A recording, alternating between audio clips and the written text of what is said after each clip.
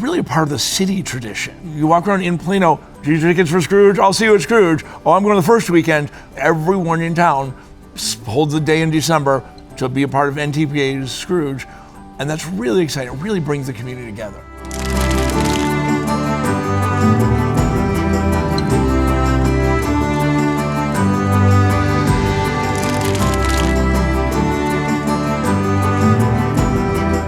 I come back each year because of Scrooge's message of redemption and renewal and rebirth.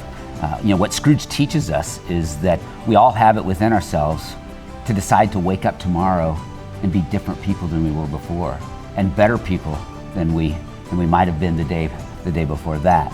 I would say for me, it comes to the word family. I think it's one of the last lines of the show is, I'm going to spend Christmas with my family. Scrooge announces to the assembled masses.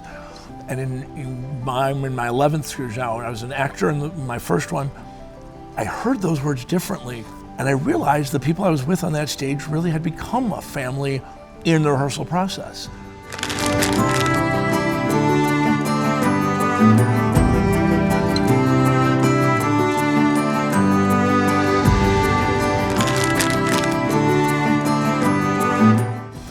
It's a fascinating story because this began as a movie. Leslie Brickish, who wrote the music, also wrote Willy Wonka.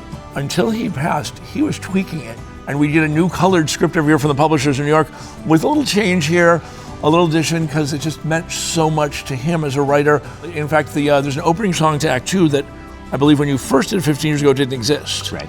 Quite a few songs were added or changed, some deleted over the years. Now, the story still begins the same largely and ends the same, but there's been a lot of changes in between that.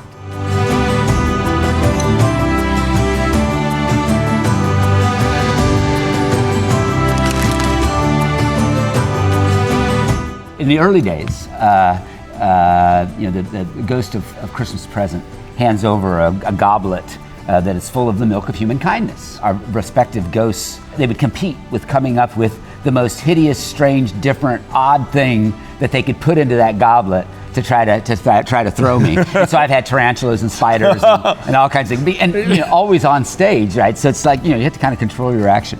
In more recent years, they've put true milk of human kindness, which is usually a very fine drink, usually with a proper concoction that gives me energy for the second act. But I taste it for the first time, usually on stage.